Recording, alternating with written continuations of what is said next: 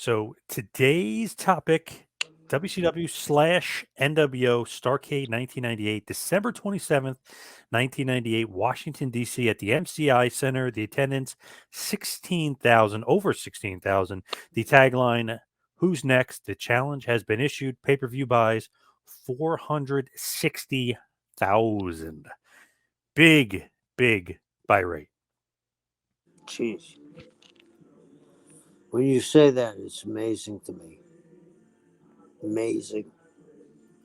Do you think the 400, what did you say, 460? 460, yep. Do you think they were buying that to see him lose? Honestly, no. I think that they wanted to see the streak continue. Yeah, yeah. But it didn't happen, so let's talk about it and why it Yeah. didn't. So obviously, the main feud heading into Starrcade is Bill Goldberg and his undefeated streak versus Kevin Nash for the WCW World Heavyweight Championship. Goldberg now with that undefeated streak is 173-0. He beat Hulk Hogan for the WCW title on July 6th on Nitro, of course, at the Georgia Dome. And Nash won World War III in a battle royal to earn this shot at Goldberg here at Starrcade. This is kind of almost like, dare I say, the beginning of the end here for WCW. Yeah, this is when we hit the iceberg, I believe. This You was know, and I think, obviously go ahead. Nash booking. I was going to say Nash booking too. You were kind of the assistant booker at this point. Yeah, Kevin was a lot. I've heard a lot of people knock Kevin, okay, about this call. How long did Kevin keep the belt? 8 days Do you think or that was his 7. call to beat Goldberg? If you're only going to get the belt for 8 days, and who did he give it to? Finger poke of doom, Hulk Hogan. So we did something really shitty. Then we did the most shitty thing ever in the history of the business. I don't think Kevin had anything to do with it. See, that's where I always think about that too. It's like, okay, and we've talked about this before, but I want to even delve even deeper. It's like, all right, so Nash is going to beat Goldberg. He's the booker. He ends the streak, right? He's going to have this huge title run. He's the man now. He holds the belt basically for 8 days and gets lost to Hogan during a finger point. Doesn't actually do anything for Nash at all, except for put heat on him. That's it. Kills him. Kills him. It's like if you go back in time, that's what I like about you, JP. You understand history. Tommy Rich got killed by taking the belt for a week. Right. I mean, 1981, like, okay, he's world champ. He's the NWA champion. I only lost in a week. He lost in 7 days. Never will win the title ever again. Yeah. And Tommy was the hottest guy in the business at the time. Uh, did well, now let's go to the finger point poke of doom, right? When they got in the ring and stood side by side, who was the more impressive of the two? Nash and Goldberg or Nash and Hogan? Oh, Finger Poke of Doom, Nash. Oh, Nash, of course. Do you think that was Nash's idea? I highly, highly doubt it. Hey, I Yeah. just beat the undefeated Goldberg, who's the most over guy in the company. I'll lose in a finger poke to Hogan. Doesn't seem like it'd be his idea. No. No. And I think a lot of people, and this is no bash on Eric, I think a lot of people got in Eric's ear and said, you can't continue with a guy not only winning. Well, it was working. 460,000 buys. Why wouldn't you? And then not too much later, we fell off the cliff, didn't we? Yep.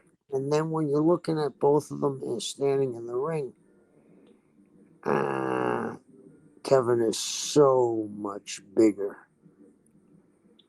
He's, I'm gonna say this out loud. I've had my ups and downs with Kevin, believe it or not, But Kevin is one of the smartest guys I've met, not just in wrestling, but I've said it thousands of times. You can talk art with Kevin. My wife's an artist. Kevin's been at my house on a few occasions in the Keys because he used to come down every year, train at my gym. Him and my wife would talk art. You know, I would get out my crayons and draw a picture of a dog and a cat, and Kevin can talk about anything. Kevin played NBA, not NBA, he played in the European Basketball League. Kevin was in the military, graduated from UT, University of Tennessee. Kevin was a sparring partner for John Tate. At one time, John Tate was the world heavyweight champion. Yeah. Kevin is strong. I used to think I was fairly strong, and I think I was. But Kevin, I mean, I've never seen anybody do the back exercises like Kevin. I could maybe do 450 on a machine, and Kevin was doing 750. Uh, he's become a movie star, and all this is where I'm saying all that this in the background that he has. And when he goes in, think about this: when he goes in for an interview for a movie pod, is he impressive? When Oh, he yeah. had the long hair and the shoulders with cannonball delts, and you know, it certainly didn't do anything to help Kevin Nash. But they had convinced people there was time to beat Goldberg. Now, granted, I've said this to you before we started. If I was going to beat Goldberg that night, and I told him this, I walked out and I said, "We got a sold out building. We're going to have a great buy rate. Let's beat him the same way he won, clean." I wanted the match to go, and they would have a good match. And I wanted uh, Goldberg to turnbuckle Kevin, go for the spear. Kevin moves out of the way, he hits the post as he staggers back. I wanted him to give Bill the big boot and then pick him up and give him the jackhammer, beat him 1, 2, 3, clean. Because Bill had won clean. They muddled it. I mean, they had more people involved in that finish than there was in the Ben Hur movie. They had Yeah. more extras. I mean, it was really, really bad. And then coming back, and I think that match, Hogan against Kevin, would have been a really interesting match for the people. And think about this: who would have been the babyface? Nash, I think, at Yeah, that point. exactly. And would that diminish somebody else? Oh, yeah. And you Yeah. think Nash, if let's say he has a longer title run, then maybe he loses it back to Goldberg? Would that be the booking? Yeah, But I mean, maybe months because later. you could have three. I mean, you could have, the trilogy like they do in boxing. You know what I mean? Yep. And if they did it again, they could almost do the same finish, and he gives Bill the jackhammer, and Bill kicks out of it, and as he spin around, spear, and Bill's finish. Let's keep this clean.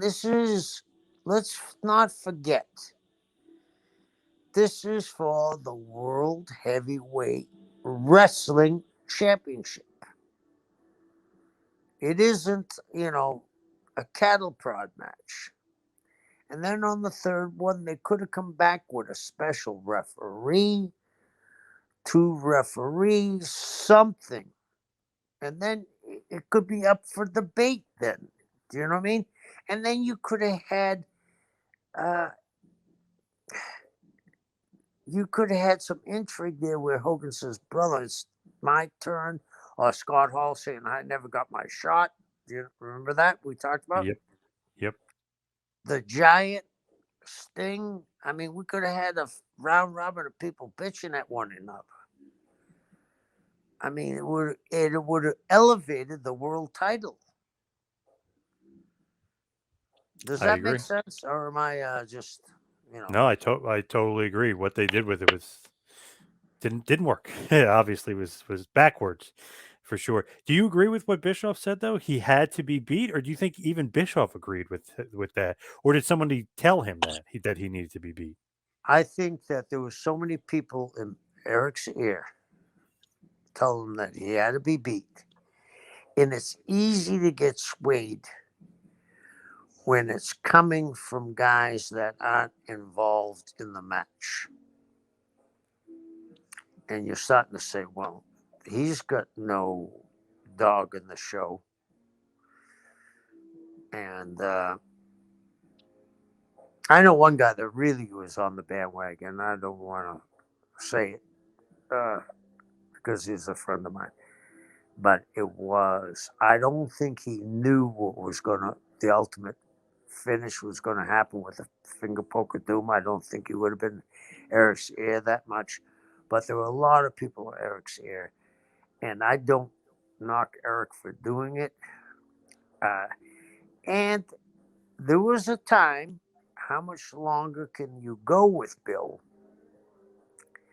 But if you did the finish that I suggested, you could come back in 30 or 60 days and really build it.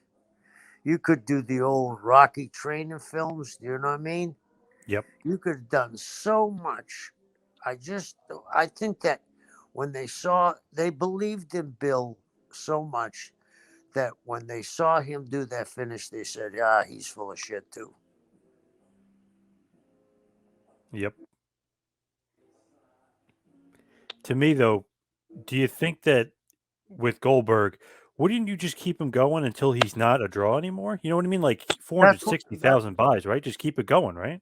that's what I'm saying. But if you thought you needed to beat him, if you beat him clean and then he won again, okay, he's got a chink in his armor. I'll give you an example.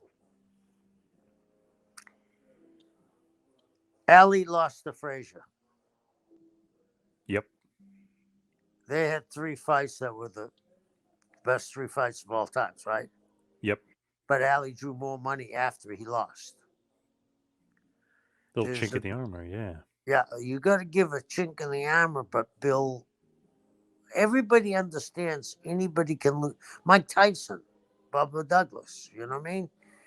There's the I'll give you the Yankees Red Sox 2004. You know what I mean? There's just something, and Bill could have won. And then a third match, if Bill won again, you could be off and running, and then have a whole slew of guys after Bill. And when it was time to do it, you have elevated, in my opinion, the world title as legit. Yeah, to me, it's like I don't know about. I think Bischoff maybe somebody was getting in his ear saying, "Oh, and it had to be beat." I wouldn't beat him until until you see a huge decline. You know what I mean? Yeah, I would have kept it going for a while. I don't think, and I don't think that Eric thought that was the way to go. I think he was pressured into it,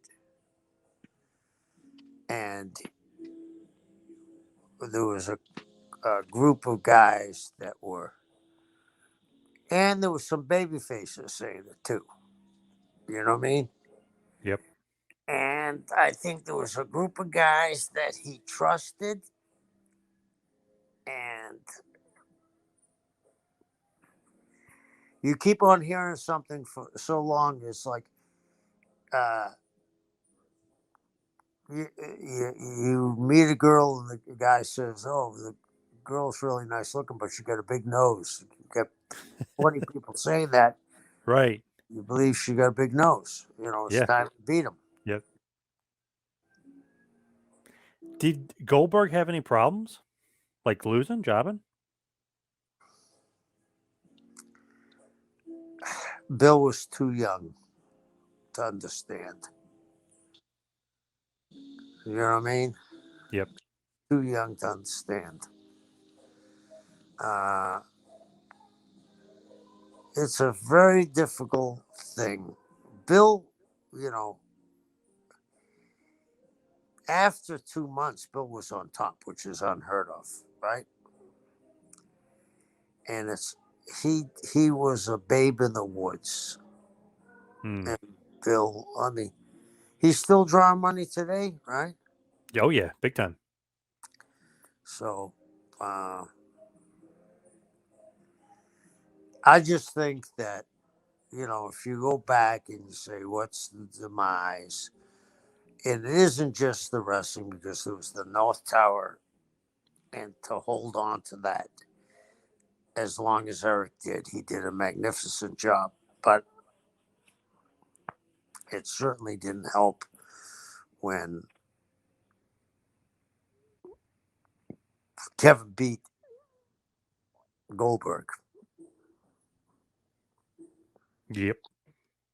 With Goldberg losing, he's probably too young to realize, but you think somebody's getting in his ear going like, "Hey, Bill, something's not right here. Some politic bullshit going on. Maybe I don't know if you should lose right now."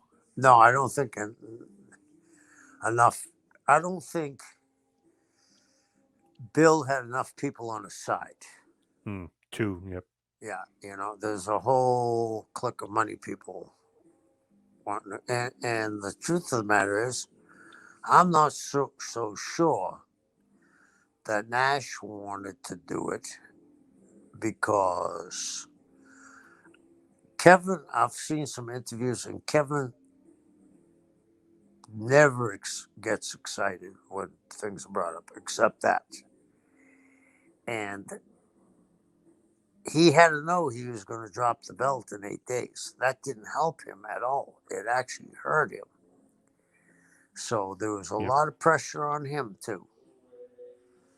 And I've always said this: Kevin Nash, he was in the military. He was a good soldier. He took orders. Yep. Seems like it. Yeah, I So mean, it seems like. Although he's been taking heat, like we said before, he's been taking big time heat for years. You beat Goldberg. You were booking it. Held the title for a week. yeah, yeah, a week, and the finish for when he lost it was the worst of all. And I go back, and I want our friends that listen to us look at them when they're standing face to face. Who would you put your money on? Nash is a scary, scary dude. He certainly is. He's the most well proportionate 7 foot guy I've ever seen. There is a great story out there, and I've asked Hall this multiple times, and I got the same story. I'm sure the Dudley boys would deny this, but this is so funny because the Dudley boys are known for being pretty tough. Scott Hall gets a little crazy at the bar, goes up and challenges the Dudley boys, and it says, "Hey, I'm going to kick out of your finish," and you know, bad mouthing them and stuff. And I said, that's pretty ballsy of you. He's like, yeah, because I know I had Nash as my backup. They would never mess with me. Yeah, I was like, and he's 6'7", and he's saying that about Nash, which is funny, like that he's like the little guy, and that basically, and supposedly the story goes to Dudley's complaint to the management that Hall was like picking on him, which is crazy if that's true, because they wouldn't handle it. I don't know if they wanted to mess with Nash. I don't know if anybody, you know what I mean? He's kind of a scary dude, even for tough guys like the Dudleys. yeah. I mean, and Kevin is a great intimidator. Yeah, oh yeah, And I've seen Kevin hit the heavy bag. You know, Kevin is a street guy who's educated himself, even though he went to college. He reads quite a bit. He goes to museums. He's up he's up on classical music, yet he listens to rap. I mean, he's as broad spectrum as you can get with. He's the Renaissance man from the 1500s. But you, when you see how big he is and see him hit a bag, I mean, his arm's got to be 22. I mean, he's got abs. I mean, he's 60 years old now, and I don't think there's a guy in the business that maybe Billy Gunn. God, I saw Billy Gunn a few weeks ago on A&E, and God, I've never seen anybody look as good as Billy. He's scary. 58, and he's that good. That muscular, that big. He looks great. Yeah, yeah, and he's such a big man. So 6'5", 6'6". Yeah, he's a monster. yeah, and the hands like catches mitts. He's one of the nicest guys I've ever met too. Love Billy Gunn. Huge fan. Yep. So for this show, also, we're talking about Goldberg and Nash, but also there's a feud between Ric Flair and Bischoff, which really began on September 14th behind the scenes. Started well before that, but Flair returned that night to reform the Horsemen.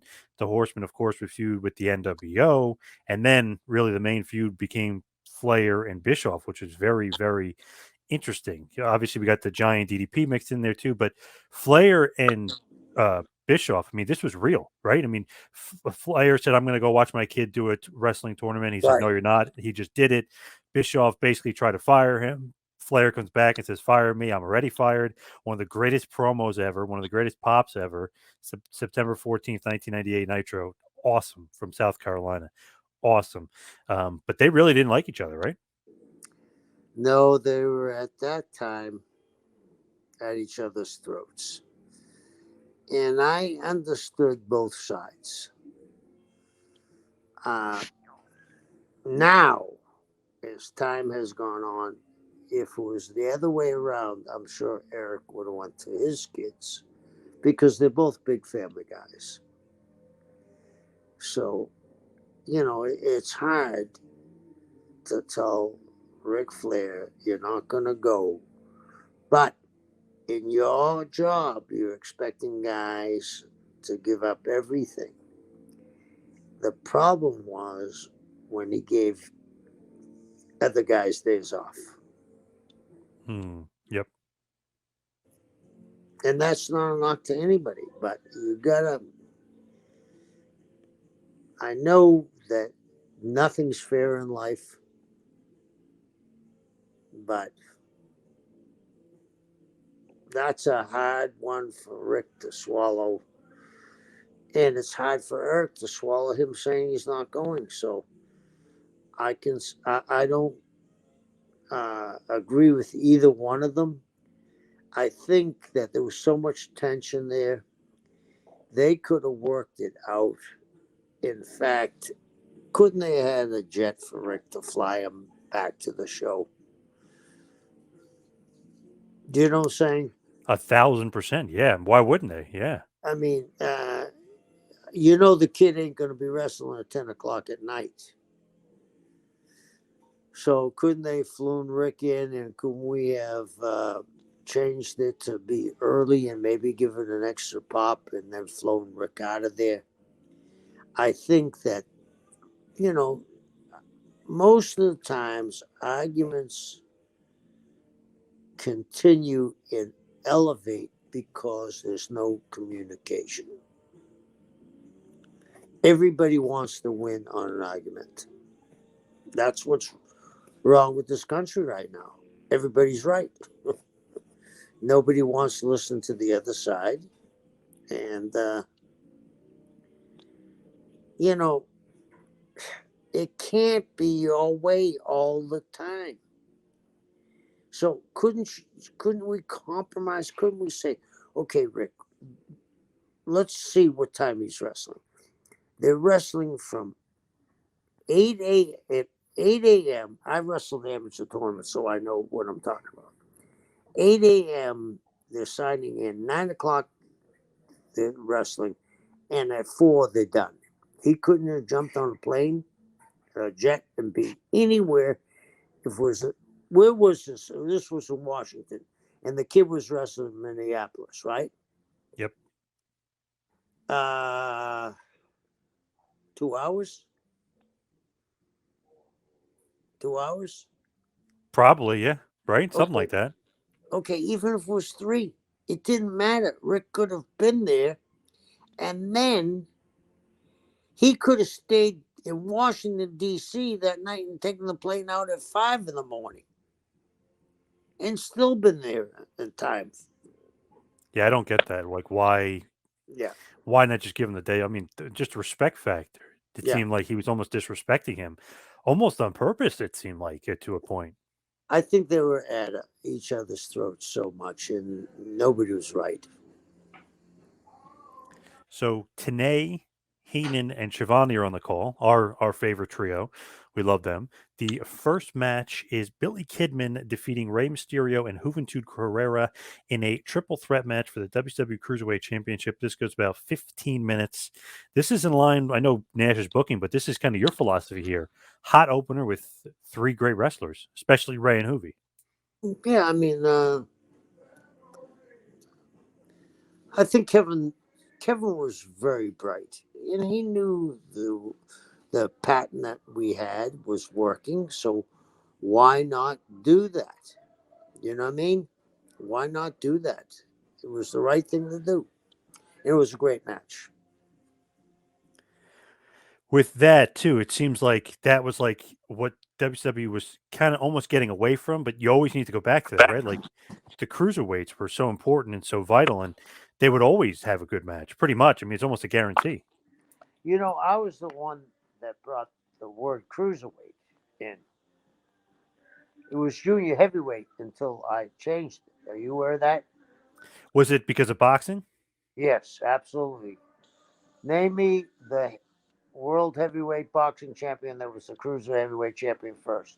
There's 2 of them. Roy Jones Jr. Okay. There's 3. Oh, I don't know. Evander Holyfield, Duh. Okay, good one. Yes. Michael Moore. Ah, okay, pretty He good. beat Yeah. Evander, right? Yep. Interesting. I I don't know. Did didn't Roy like Jones it. Jr. win the heavyweight? I'm not even sure now. Thinking Yes, he about it. won the heavyweight. Yeah. Oh, he did. Okay. He wanted to do the same thing that Bob Fitzsimmons did. Bob Fitzsimmons did the same thing he did. Started out as a welterweight and went all the way up to heavyweight.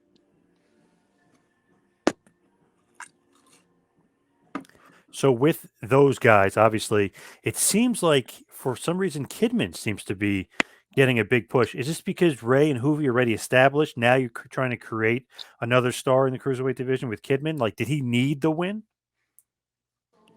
Yes, he did. They needed opponents too. And Billy was a great performer. He ended up wrestling Hogan 3 matches, didn't he? Yep. So I don't think people remember that, but Billy was a great performer. Do you think he could sell out a flea market? So after the match, after Billy Kidman wins that 3-way dance or that triple threat, which was really good, then Eddie Guerrero comes out. He lectures Ray and Hoovy, kind of rips them apart a little bit. Then he challenges Kidman. Kidman accepts. Then we get Billy Kidman defeating Eddie Guerrero in a singles match for the Cruiserweight Championship in 11 minutes. Another good match. So, wow, we just had Kidman go over the 3 stars of the Cruiserweight division in one night. He beat Ray and Hoovy in the triple threat. Then he beat Eddie one-on-one. I mean, that's pretty crazy. I mean, that's a huge push for Kidman here. Huge. That's Eddie Graham's booking.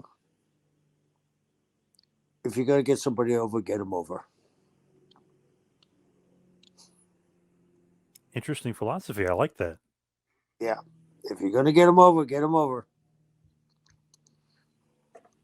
And the thing was here, he beat Juventud in the first match with the roll up. Then he beat Eddie with his finish with the shooting star press. So I mean, he's looking, he's looking pretty damn good here as far as like putting the real push, giving him the real rocket. I'll give you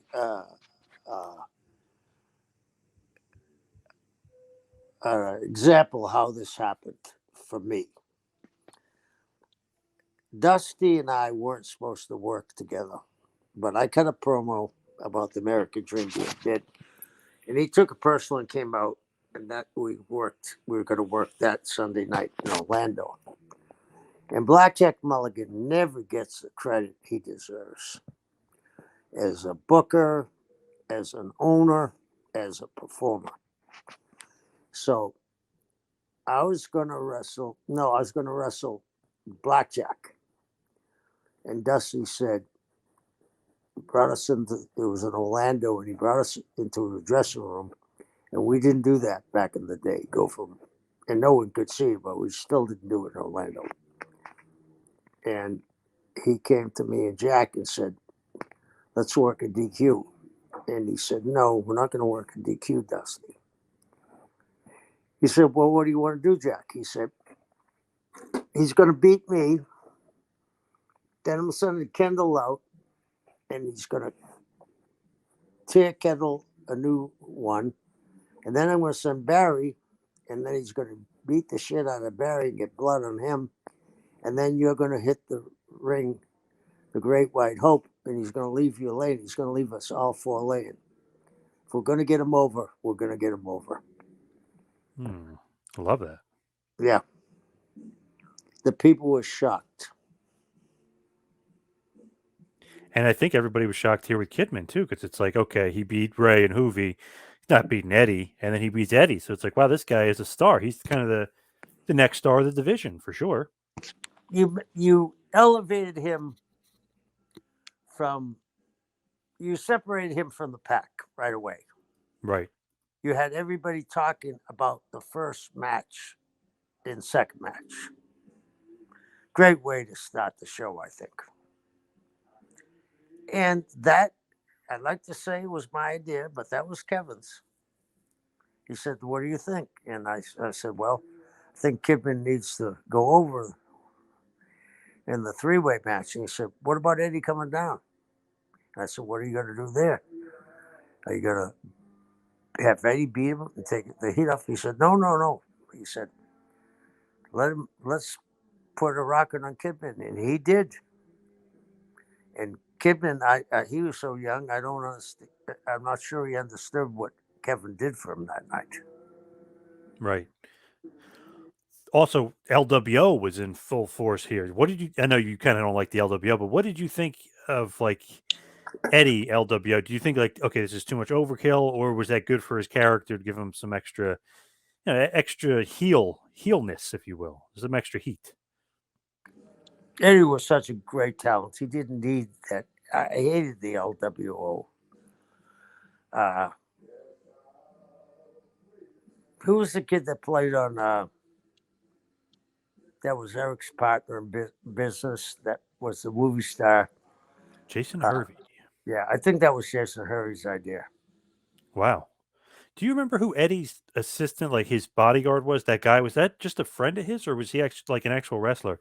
Remember, he used to come out with that guy, he used to cut vignettes with that guy, or was he like an aspiring wrestler? I can never remember his name or who he was. I can't remember his name, but he was at the power plant. And so he was a training wrestler. Yeah, he was training to be a wrestler. Obviously, he never made it because we didn't hear much from him after the LWO, obviously. Yeah. So the next match is weird. This is weird for Starrcade especially, but it's a bit of a throwaway. Norman Smiley defeats Prince Iaukea via submission in about 11 minutes, 30 seconds. Unadvertised match, too. This is always kind of, I don't know, to me, strange. Why unadvertised match at Starrcade? Supposedly one of the biggest pay-per-views of the year.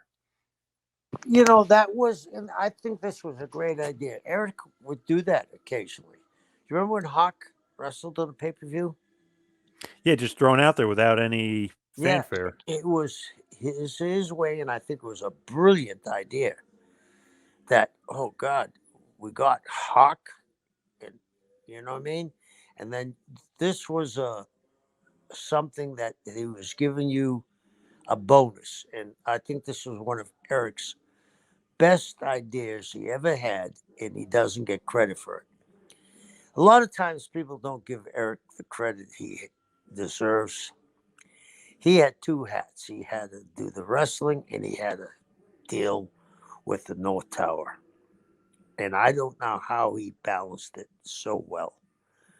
But that thing about the match not advertised was, oh, you didn't watch the pay per view? Hawk was on it. It was great. I think it was a great, great, great idea. I'd like to see more companies do that. So it's almost like, hey, you order the pay per view, or here's something for free you didn't expect.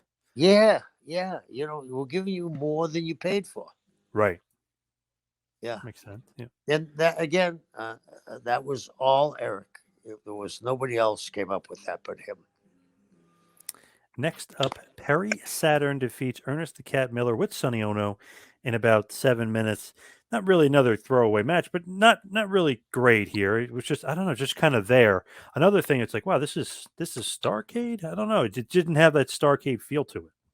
Uh, the other thing is, sometimes Perry Saturn was an unbelievable performer, Oh yeah, but sometimes,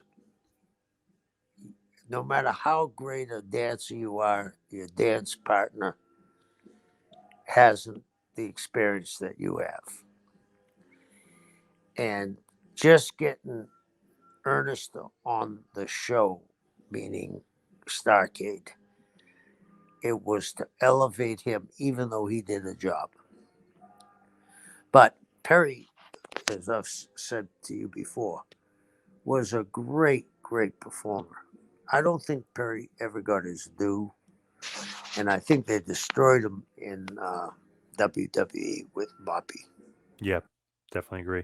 What did you think of Ernest the Cat Miller, like the initial signing? Because yes, legit fighter, kickboxing champion, karate champion, badass. But as everybody knows, he was Garrett Bischoff, who's Eric Bischoff's son. He was his karate teacher. So was there heat on bringing him in?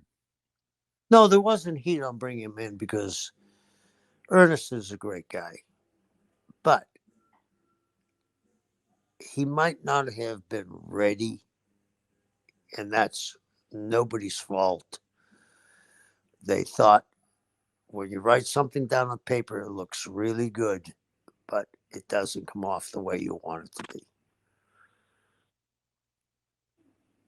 Yeah, to me, it's just one of those things where he's legit tough guy. If you have a legit guy in the business, that's great. But then it's like, oh, he's Eric Bischoff's son's karate teacher. Like that just raises like a red flag. Like that's kind of weird. Yeah, it shows a little nepotism. Yes, no doubt. The next match, this is another weird one for Starrcade. Brian Adams and Scott Norton with Vincent defeat Fit Finley and Jerry Flynn in about 9 minutes. This just seemed like it was just there, it was okay, but it was just another kind of weird one. It's like, wow, this is Starrcade, and we're throwing out just random matches here with like B Team NWO. Even though I love Brian Adams and I love Scott Norton, they were considered B Team NWO guys. And Finley and Jerry Flynn. Finley's great, but Flynn never got a big push or anything. No, and it was, I believe, and I could be wrong, it was to get Norton on Starrcade. Oh, interesting. You know, he was their champion in Yeah. Japan. Yep. So, and again, I've said this to nausea. I had to be very aware of the Japanese deal. I don't think people understood that a company's giving you $1 million. They're flying guys in. They're paying their guys to be on our TV. Yet when we go over there, they're paying our guys, and our guys are still collecting their check. Right. And they paid us very well.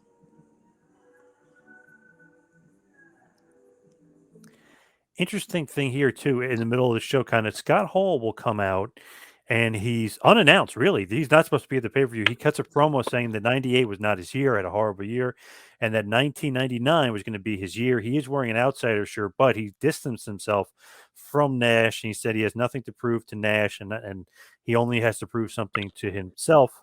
So this would almost, I think, serve a purpose for later on, right? I mean, he's almost teasing something later on, right? Right. You're thinking maybe when he first came down, maybe he was going to help Goldberg. There's another guy that doesn't get his due how smart he is, Scott Hall. If Scott didn't have the demons that he had, he would have been a fabulous booker. Fabulous. Maybe the greatest of all times. I agree. Such a smart mind, creative guy. Man, if he got his stuff together, he definitely could have been great. We then get a clip of Bam Bam Bigelow arriving at a WCW show, shows him beating up Hall, which led to a pull apart between Nash, Goldberg, and a three-way with Nash, Bigelow, and Goldberg there. Just interesting, the little tease there. So we get a little tease of Hall, we get a little tease Yeah. of Bam Bam Bigelow, who I think was a big signing at the time. Yeah. I thought Bam Bam. There's another guy that didn't get his due. I mean, he did the thing with Lawrence Taylor. I mean, he was. I thought he was terrific. The Me Beast from too. the East. Beast from the East. You know, it was a great signing for us. Great signing. I almost felt like you guys had so many big stars, he's going to end up getting lost in the shuffle. But at that point, I thought that was a huge signing. I thought that was great. Yeah, I did too. I did too. Plus, I'm an Asbury Park native. I love Bam Bam. Yeah, I do too. So the sixth match was between Conan and Chris Jericho. Conan defeats Chris Jericho with Ralphus by submission and retains his Cruiserweight Championship at about 7 minutes and 30 seconds here. What do you think of Conan and Jericho? These two usually had some pretty good chemistry. Obviously, Jericho is great here with Ralphus. Yeah, I mean, Chris has been able to change like a chameleon over the years. Longevity wise, if he's not the top guy, he's damn close. Do you know what I mean? Yes. And he changes all the time. It's not the same Chris Jericho.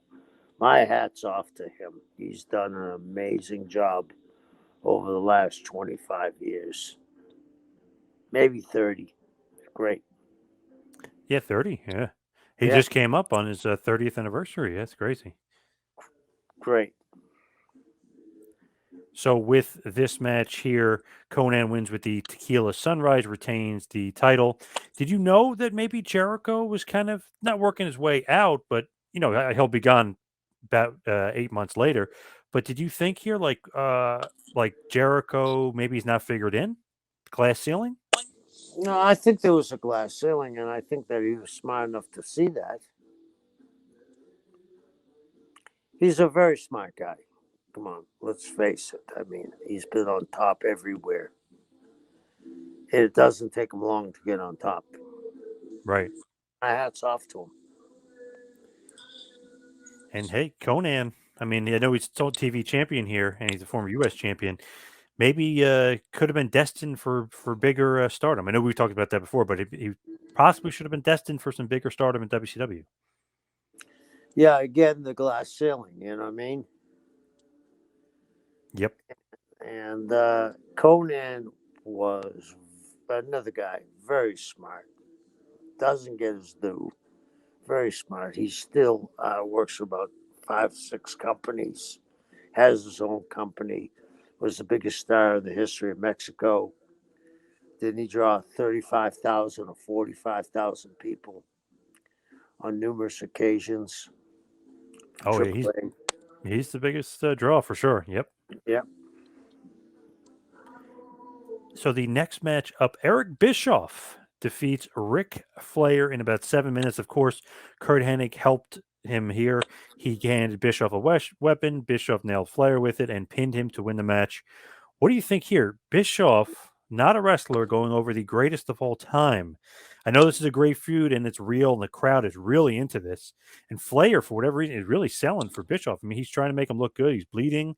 I mean, he's doing everything he can. But wow, this is a shocking conclusion here because, the GOAT is losing to a non wrestler. Usually, I'd say this isn't the way to go, but on this one, Eric had so much heat. And I think that Rick would have balked if he didn't realize how much heat Eric had. I think it was the right thing to do.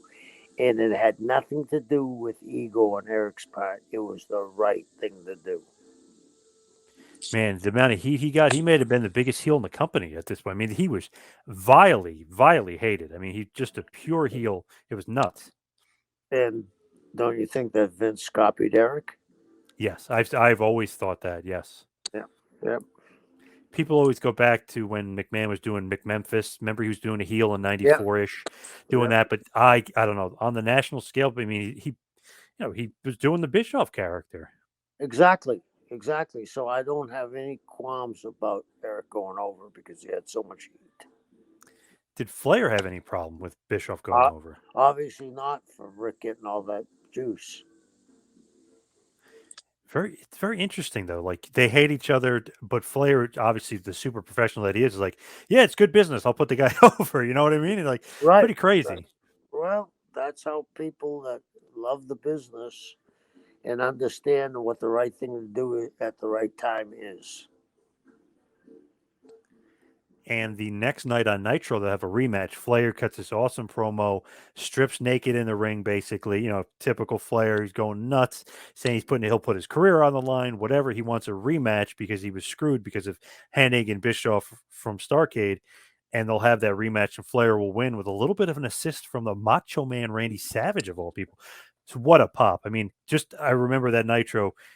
Bischoff winning was huge heat and they hated him, but Flair winning the next night on Nitro and getting that pop, and Savage getting the surprise return, and him beating up the Giant. I mean, that was awesome. It's great stuff. Yeah, it was. It was very good. And you You would can't think go. like the amount of people that were involved, you think it's Flair Hogan, but it was Flair Bischoff getting this reaction. That just goes to show you how much heat Eric had. He did a magnificent job. I just go back to when Flair said, "Fire me, I'm already fired." Like, there's nothing you could do to me. I'm Teflon. I don't care who Yeah, you are, Bischoff. Great stuff. yeah, it was. Rick is. That's why he's the goat. So the next match, Diamond Dallas Page defeats the Giant in 12 minutes and 45 seconds. This is a pretty good match here. Great finish here with DDP, kind of pulling the Diamond Cutter out of nowhere. I know Randy Orton would make it that popular, but really DDP always hitting Diamond Cutters out of nowhere that get really, really got over. Is this, obviously that in February of 99, so 2 months later, the Giant, aka Paul White, aka the Big Show, is WWF bound. Is that why DDP goes over here? You guys know he's on his way out. I don't think we knew we had the suspicion he was on his way out. Yeah, I think that's why Page went over. But Page was destined for bigger things too. And I don't think anybody in the audience thought that Page was going to beat the Giant. Right. I know I did. I was surprised by it because he pulls that Diamond Cutter kind of out of nowhere. Very cool spot. Yeah, I mean, Page was an innovative guy. Do you think that the Giant losing on the way out, that's the way it should be done? If the guy's going to lose, like if the guy's on his way out, he should be losing? Or does that not matter? That doesn't kind of play a role in booking? Well, again, this was an Eddie Graham thing. If a guy's on top, he may lose. Eddie would have him lose a match to a guy that was very important, and then he would give him like 3 wins the last 3 weeks in the town, because his idea was the guy never lost, but occasionally, and this is in territory days, why we're going to beat him on the way out. It shows that all the work you did before it was bullshit. And the other people say, well, the guy's leaving. You know what I mean? There's a Yep. lot of intricacies that Eddie Graham put into the wrestling business.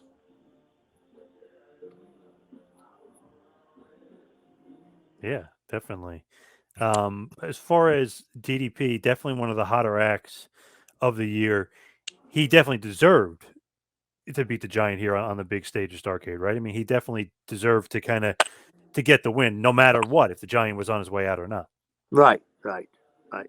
Page worked hard. He deserved the win. So here we are, main event time, no DQ match, Nash and Goldberg for the WCW World Heavyweight Championship. We've been pumping up 173. The announcers were pumping up 173 and 0. For some reason, Michael Buffer calls him 174 and 0. I don't know why, but some sort of is it miscommunication? Is that on Michael Buffer? Is that on somebody at WCW? Like, whose I fault is that? I think it might have been on Michaels. I think. I'm Because not. everything is 173. They've been saying it. The announcer's saying it. He's the Somebody only one that told got it probably wrong. told him 173, but when he got in the ring, he kind of had a brain fart. Yeah, I can see that for sure. Yeah. So, do you like Michael Buffer? Do you not like him? Is Oh, he I love Michael Buffer. Great guy. Great guy. Down to earth. Still doing it. yeah? Fabulous. Is he too expensive though for the Yes. spot? Yes, but they were passing money out, so he elevated the show too. Gave it a big fight feel for the main event. Yep. Yep. So Nash ends up defeating Goldberg to win the championship in this match. It's about 11 minutes, a little bit over 11-minute match. It's actually a really good match, maybe until the finish. Disco Inferno comes out, Bam Bam Bigelow comes out, shitload of security comes out. Scott Hall, hidden as a security guard, comes out. Kind of teased it earlier in the night. He has nothing to do with Nash anymore. All of a sudden, using the cattle prod, aka the stun gun, and gets Goldberg. Goldberg is weeble wobbly. Nash kicks him, power bomb. It's over. 1, 2, 3. The streak is over. 173 and 1. Nash is the world champion. And like we kind of mentioned before, he did not get a long reign. He's only champed for 8 days until the finger poke of doom. You mentioned this before, obviously, not the way you would have booked it. So No. if Nash is the booker, right? He's kind of taking some unnecessary heat here if it's not really his idea, right? Taking a lot of heat, but like I said, Kevin was a military guy. He was a good soldier. Never has exposed why it happened. Taking an unnecessary heat, and he did what he was told to do. I think that if Kevin had his way, he would have wouldn't did the finish I suggested. So it's funny because he'll say, "Oh," almost like covering a little bit. He'll say, "Oh, Goldberg needed to lose," or "Goldberg was starting to get booed," or this and that. I mean, he seems like he might be covering for the Hulkster there a little bit. Huh, that's what it seems like. Sherlock, that's what it seems like. Yeah, Yeah. yeah. A lot of people think this could be one of the worst decisions in WWE history to beat Goldberg. Then you throw the finger poke on Doom on top of that. It's like you said, the Titanic hits, and then there's a huge explosion. You know what I mean? It was like one mistake after another, chink in the armor, big chink, gigantic chink. Oh, the armor is completely off. Right. The water's coming in. Yep. Yeah. Big mistake here. Although, which is weird, I know I mentioned this before. Nash gets People, cheered when he wins. It was a big yeah. pop. Huge pop. Huge pop. Does that sway you at all in thinking like, oh, maybe Nash should have beaten him? Obviously fairly, but does that sway you thinking like, oh, maybe it was time for Goldberg to lose? Well, Kevin had his fans too. Oh, How big could time. you not be a fan of the NWO, and how could you not be a fan of Kevin Nash? But I go back to, if you look at everybody, there was a lot of people that had the same look when the Undertaker lost for the first time at WrestleMania. Yep, shocked. Yeah. So after Starrcade, Goldberg feuds with Scott Hall. They have a great match at Sold Out. The stun gun on a pole. Shockingly, really good ladder match. Obviously, Hall really knows what to do in a ladder match. We know that. But they have a great match at Sold Out. Goldberg wins that one. Then Goldberg and Bam Bam continue their feud. Goldberg beats him at Super Bowl IX in 1999. And then we kind of go on from there as Goldberg never regains the title, but he does get a win back over Kevin Nash at the Spring Stampede. The only thing is, why does he never get the world title back? That's kind of strange. He's the golden goose, no? Yeah, I don't know. I don't know. Weird. Yeah, He should have, right? I think so. Then, of course, Flair and Bischoff, like I mentioned before, have that great match the night after where the crowd is nuts. Flair will end up gaining control of WCW. Then he starts feuding with Hogan and kind of would go on for there. That's a different story for a different day.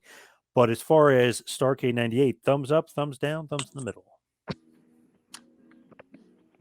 I got to give thumbs in the middle because the underneath guy was so good. Eddie Ray. Yep. But for what happened next, I got to give thumbs down. Not like that finish. No. So let's head towards the plugs. You can follow me on Twitter and Instagram at 2Man Power Trip. Check out the website, tmptempire.com. And you can follow Kevin on Instagram at Taskmaster Talks. And check out Pro Wrestling Tees, prowrestlingtees.com, and visit the Kevin Sullivan store. Kevin, got anything else going on? Anything else on the horizon? I'm going to be in Philly Saturday at the Philadelphia Arena. They get a convention and wrestling match, so I'll be there. And the next day, I'll be at Bob Carlson's in Allentown, Pennsylvania, signing autographs. So I'm looking forward to this weekend.